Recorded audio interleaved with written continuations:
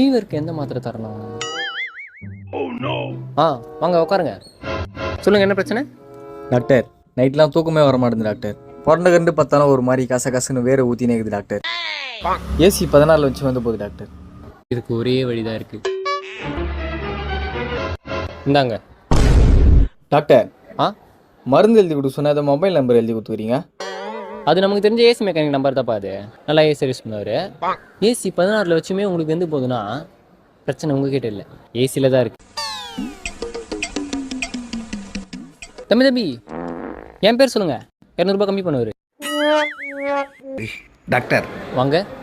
உட்காந்தா ஏந்துக்கவே முடியல டாக்டர். அப்போ உட்காராதீங்க, நின்றுனே இருங்க.